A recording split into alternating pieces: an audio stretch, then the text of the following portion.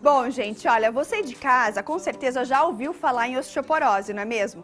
Mas eu garanto que muitas dúvidas ainda te deixam preocupada. Será que a falta de cálcio e de vitamina B colaboram mesmo para o surgimento aí dessa doença?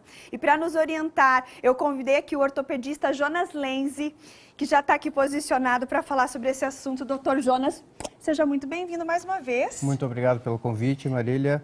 Eu desejo uma boa tarde a você e a todos que estão nos assistindo. É um prazer falar sobre a osteoporose. Prazer é todo nosso, doutor Jonas. Vamos falar aí sobre essa doença que acomete muitas pessoas, principalmente as mais idosas, não é mesmo?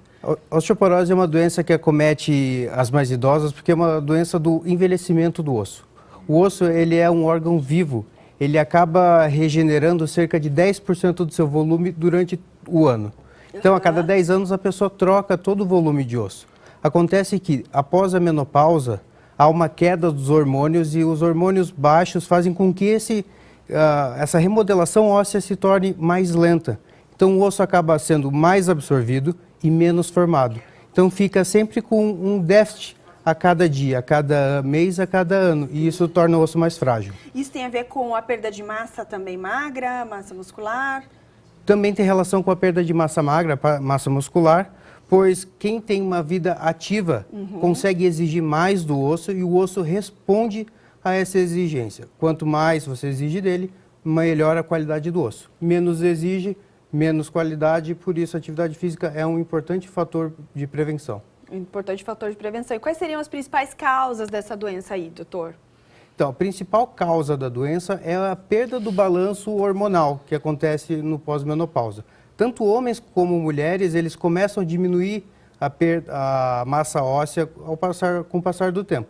Porém, há uma queda significativa quando chega a menopausa. Porém, tem outras causas que são doenças metabólicas, doenças endócrinas. Por isso que quando tem osteoporose, o importante não é só assumir a osteoporose e começar o tratamento imediatamente. Deve ser feita a investigação para saber se não tem uma causa primária que leva a osteoporose secundariamente. Antes da gente falar sobre as formas de tratamento, tem muitas dúvidas sobre essa doença. As pessoas que estão nas ruas, coloca uma perguntinha aí na tela para a gente, por favor. Olha lá, doutor, crianças também podem ter osteoporose? Crianças também podem ter osteoporose. Comumente pode ter osteomalácia, que são doenças metabólicas que requerem uma atenção maior. Não é a mesma causa de osteoporose que acomete mulheres pós-menopausa. Seria outro nome, então, osteomalácia, é isso? São doenças diferentes. São doenças diferentes. Então deve ser feita uma investigação para chegar ao diagnóstico correto e precisa uma intervenção precoce.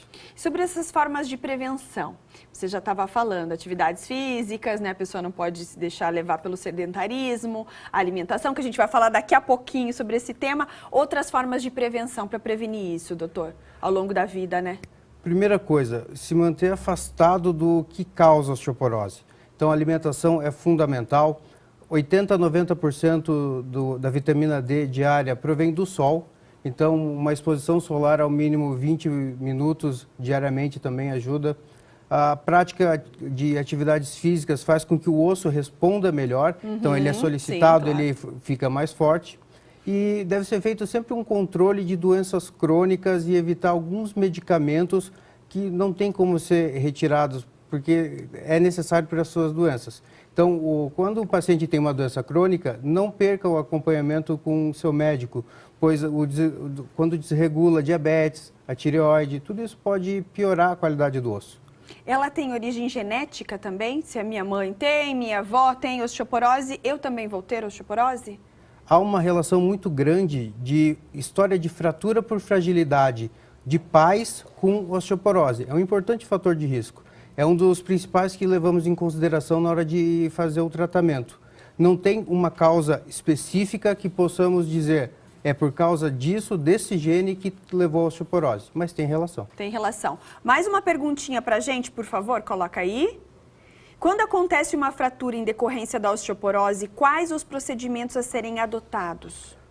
Primeiro, devemos diferenciar fraturas por fragilidade.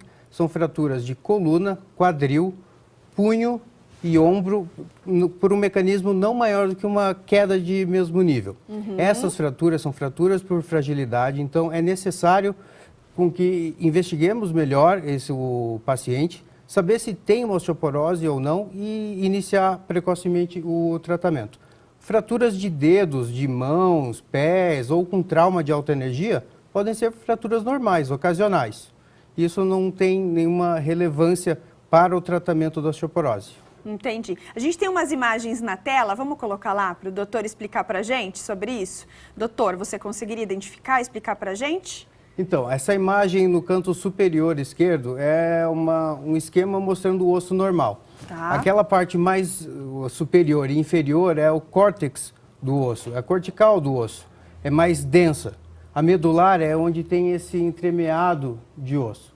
No canto superior direito, notamos que há uma rarefação dessas trabéculas, esse entremeado, e a cortical ela está mais fina.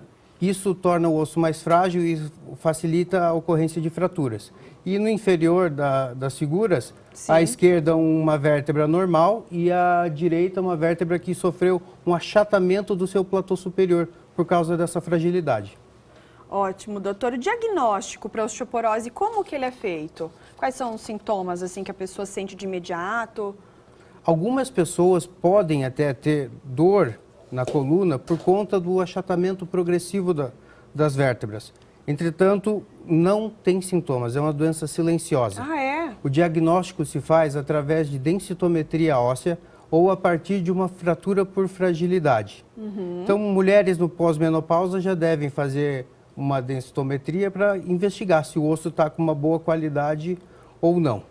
Você acha que as mulheres que fazem reposição hormonal ajuda também nesse aspecto da osteoporose? Algo tem a relação, doutor, ou não? Claro, o tratamento hormonal no pós-menopausa é uma das formas de tratar a osteoporose. Entendi. E vamos falar então, só para a gente finalizar, sobre o tratamento, né? Como é que seria o tratamento somente medicamentoso? O ideal é fazer um tratamento global. Não dá para passar apenas uma medicação para o paciente. Temos que fazer com que os pacientes mudem sua rotina. Comecem a praticar atividades físicas, alimentem-se melhor e, especificamente para a osteoporose, existem algumas drogas, são poucas, que melhoram essa regeneração do osso. Elas bloqueiam a célula que absorve o osso. Então, acaba tendo um superávit ao invés do déficit do osso. E tem drogas via oral, endovenosa e subcutâneo. Importante falar, drogas de via oral, alendronato, risedronato e bandronato, são drogas que precisam ser tomadas pela manhã, em jejum. Sim. Ficar por mais 30 minutos em jejum, com água, tem que tomar com água filtrada, 200 ml, em temperatura ambiente. Nossa, Tem que ter um controle rigoroso, pois elas absorvem apenas 1%. Se as pessoas tomam junto com o café da manhã, no almoço, no jantar... Já não funciona. Já não funciona. Então, a pessoa acha que está se tratando e acaba não fazendo da maneira correta e acaba sofrendo uma fratura. Ótimo. Doutor Jonas Lenz, especialista em coluna vertebral. Hoje o nosso assunto foi sobre osteoporose. Muito obrigada pela sua presença, doutor. Obrigada.